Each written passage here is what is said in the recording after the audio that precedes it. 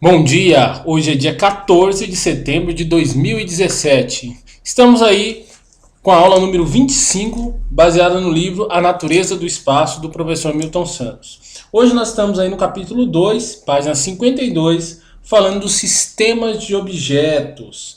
Nós já vimos a definição básica e agora ele vai traçar uma pequena discussão a respeito da natureza desse objeto. O que é extremamente rico na obra do Milton Santos é que ele traz muitos conceitos de outros autores, ele reconhece parte da eficácia desses conceitos, retém a parte que ele considera eficaz e dispensa a que ele não considera eficaz. Então ele traz aqui uma definição básica, né? Aí, que no princípio tudo eram coisas, enquanto hoje tudo tende a ser objeto. O que ele quer dizer com isso? Que as coisas, que são coisas naturais, lembra que nós discutimos sobre território natural e território produzido pelo homem, que seria o espaço geográfico. Então aqui é a mesma coisa. Nós estamos falando que coisas são coisas naturais. Então ele vai falar, uma rocha é natural, um rio é natural, um solo é natural, já que as próprias coisas, dádivas da natureza, quando utilizadas pelos homens a partir de um conjunto de interações sociais, passam também a ser objetos. Então o Peter Drucker, que é um outro autor de administração, ele fala isso também, a mesma coisa, né? Fala sobre recurso e objetos naturais. Ele fala que quando o homem dá valor a uma determinada coisa, ela se torna um recurso. Quando não dá valor, é apenas natureza. Isso está em administração, que é o mesmo conceito que o Milton Santos trabalha aqui. Então, para nós é importante isso, porque um rio, para uma determinada sociedade, pode ser apenas uma coisa. Ele não tem uma intenção, uma intencionalidade de uso daquele rio. Ele simplesmente, mas ele toma banho no rio. Tá, mas ele não vai mudar o curso do rio para tomar banho. Ele pesca no rio, ele não vai mudar o curso do rio para pescar. Então ele não faz interações significativas a ponto de transformar aquele rio num objeto. Ele simplesmente é uma coisa natural. Agora, quando os homens começam a fazer as suas interações sociais e começam a buscar sempre o excedente, que é o caso aí que nós chegamos no sistema chamado capitalismo, mas o homem sempre busca o excedente, aí ele começa a fazer intervenções pontuais. Então, por exemplo, você pega um castor, o castor costuma fazer uma represa lá, ele faz uma intervenção, ele deixa de ser coisa para ser objeto.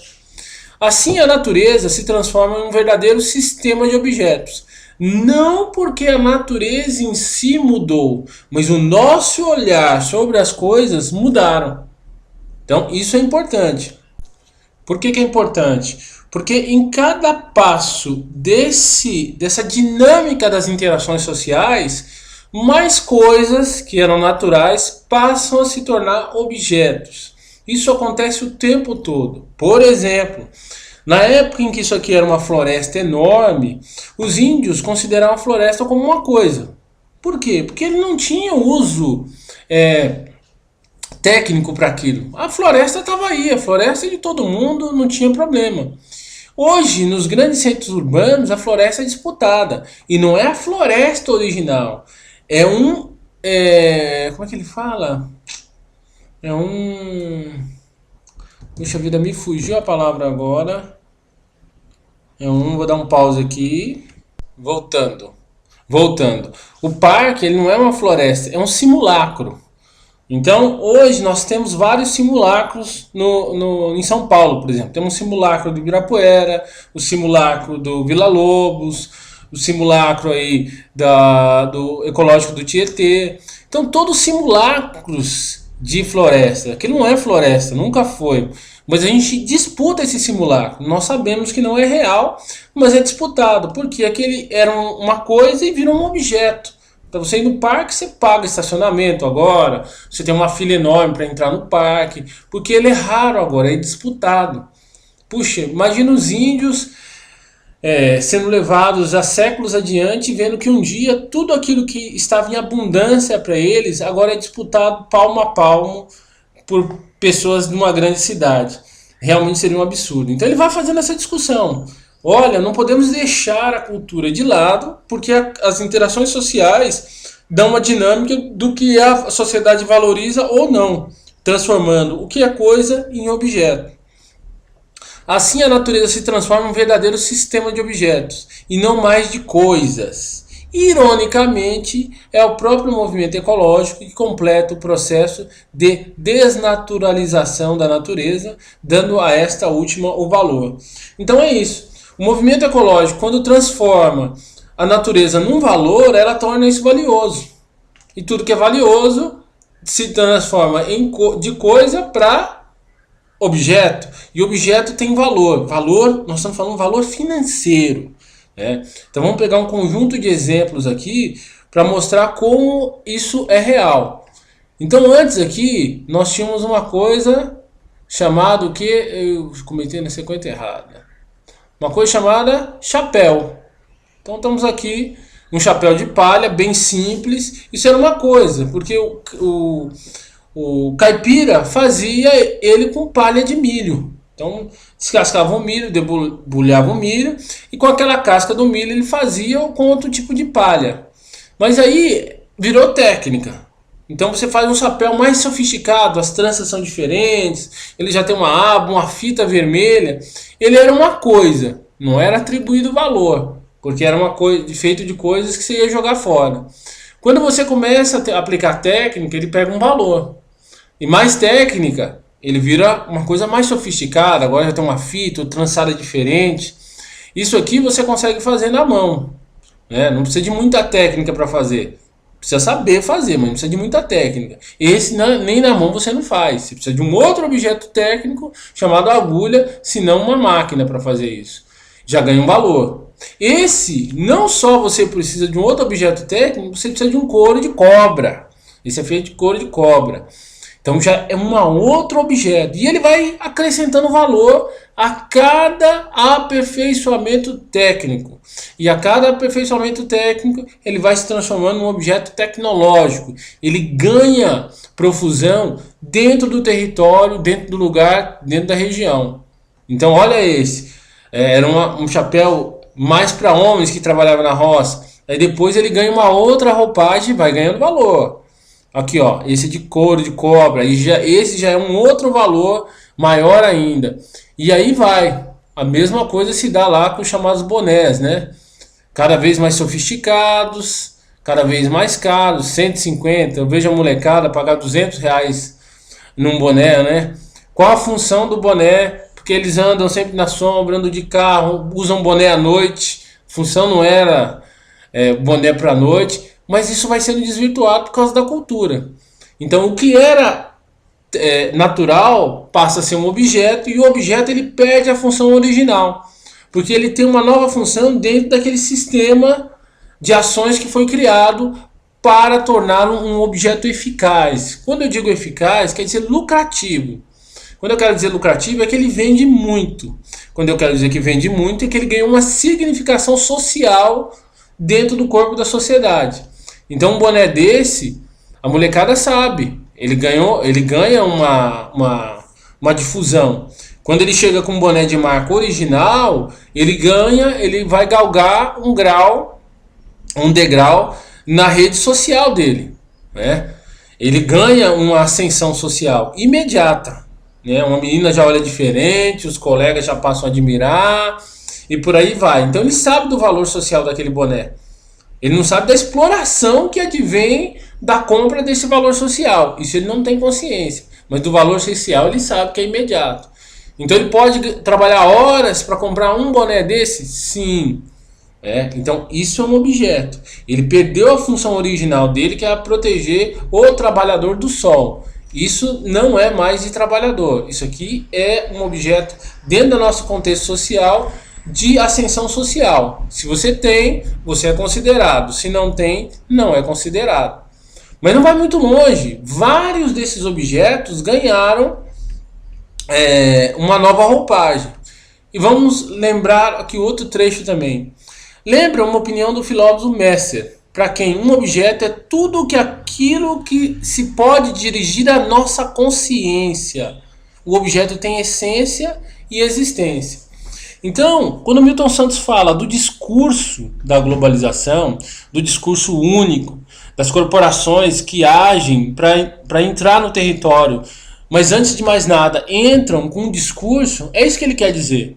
Você precisa criar um discurso muito forte para transformar isso nisso. Isso é discurso. Você precisa convencer o cara que isso aqui não é tão importante quanto isso ou isso. Isso é discurso. Isso é mundo das ideias. O capitalismo, ele começa no mundo das ideias. Ele só se materializa no plano físico. Então, o Milton Santos ele bate sempre muito forte nisso, que a gente precisa conhecer, ter vocabulário para conhecer esse mundo das ideias. Sem entender o mundo das ideias, nós somos vítimas passivas do materialismo. Ah, mas ele foi alienado. Não, faz parte de um conjunto. Ele tenta dizer isso o tempo todo. Certo? E não vai muito longe, eles transformam tudo de coisas para objetos. Ele tem um trecho aqui que é muito interessante. Vou procurar aqui para ler. Ele diz aqui, ó: poucos objetos, vou começar do começo. Mas para entender essa situação de vida, a noção de população tão rica deve ser completada com uma outra noção, a de sistema, já que, como bem nota Baudrillard, poucos objetos são hoje oferecidos a sós. Eles também não funcionam isoladamente. Lembremos, por exemplo, a relação entre os elementos de cadeia do frio, hoje tão essencial ao cotidiano de boa parte da humanidade. Há uma relação necessária entre a geladeira e o freezer doméstico, o caminhão refrigerado, os depósitos frios no comércio e os grandes frigoríficos e fábricas. Trata-se de um conjunto de elementos que apenas são viáveis em conjunto. Podemos olhar o ecrã da televisão domiciliar sem nenhuma outra reflexão sobre o sistema em que ele está inserido. Mas não poderíamos beneficiar do que ela nos traz se, ao mesmo tempo, não houvesse a produção do programa, a estação emissora de sinais e as torres de sua distribuição e redistribuição. Sem contar com sistemas elétricos e eletrônicos criados e instalados em edifícios com um desenho especial. Em 1925, Sauer escrevia que os objetos da paisagem existem em correlação. Essa correlação não era, aliás, tão nítida, tão indispensável como hoje.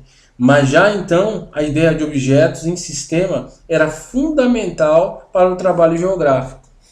Então, essa é a importância do sistema. Cada um dos objetos, para ganhar valor, ele está associado a outros objetos que reforçam a posição dele dentro do sistema. E assim eles vão se sobrepondo e se reforçando. Então, nada é perdido. Então vamos ver um outro exemplo aqui. Empreendedor vende garrafas de ar puro inglês a R$ 450 para cidades poluídas na China. Então o cara filma ele pegando o ar lá, ó, comprimindo o ar e vendendo na China. Ó, o empresário Léo de Watts, 27 anos, vende ar coletado no interior do Reino Unido e despacha para cidades poluídas na China, como Xangai e Pequim, onde as elites pagam quantias consideráveis por poucos segundos de inalação. Então pode parecer absurdo, mas na nossa época, quando eu digo nossa época, eu tenho mais de 42 anos, quando se falava em vender água, todo mundo dava risada. Ninguém vai vender água. Como assim vender água? Hoje nós vemos nos faróis pessoas vendendo água. Ah, mas está vendendo a garrafinha de água. Não, vende água. Você pode trazer sua garrafa de água. Pode ter uma garrafa, mas eles vendem a garrafa. As pessoas compram garrafa de água. Virou um objeto, porque virou cultural. Ah, vou comprar uma garrafinha de água. As pessoas nem percebem que estão comprando por um produto que deveria ser gratuito. Certo? E já virou. E essa tendência vai para o ar agora. Então os chineses, na sociedade deles, eles já consideram que é natural comprar ar. Claro, a elite. Mas isso aí vai baixando para escalas cada vez menores. Daqui a pouco está na população. Então, ó, contra a poluição das metrópoles... Então, que era uma coisa incomum para nós, comércio do ar, já é uma coisa comum em Xangai. Contra a poluição das metrópoles, com souvenirs para emprego em hospitais, empresas engarrafam oxigênio. É isso mesmo, transformando num lucrativo negócio internacional. É um fato. A coisa que virou uma piada com o inglês, agora é uma empresa, né? Que daqui a pouco está com bolsas, com ações no mercado, na bolsa de valores. Tá aqui, ó. Cadê a foto bonita? Acho que é essa aqui, ó. Olha que foto bonita. Chineses estão comprando ar engarrafado e produzido no Canadá. Então a Inglaterra já produz, agora o Canadá quer ser uma produtora de ar também, né? Aqui, ó. Vitaly Hair, ó, com a bombinha para você respirar e tudo.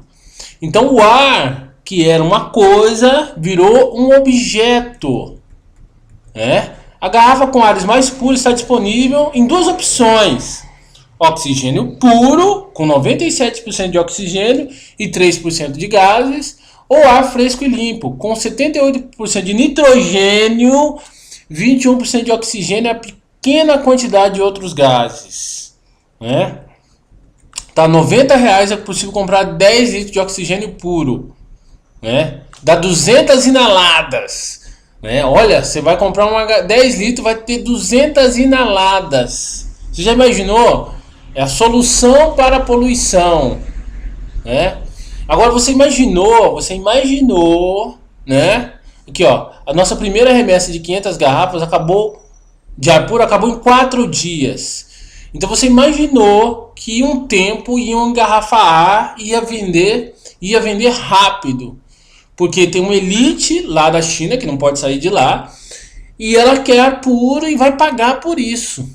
Então daqui a pouco, como a água, o ar vai virar um commodity, vai virar uma coisa, um objeto, desculpa, deixa eu usar o termo correto. Por quê? Porque isso dirige nossa consciência, não é? Ele fala, para quem um objeto é tudo aquilo que dirige nossa consciência. Se você respirar esse ar, você vai morrer, você vai morrer, você vai morrer, você vai morrer. Então se eu respirar ar puro, eu vou viver, eu vou viver, eu vou viver.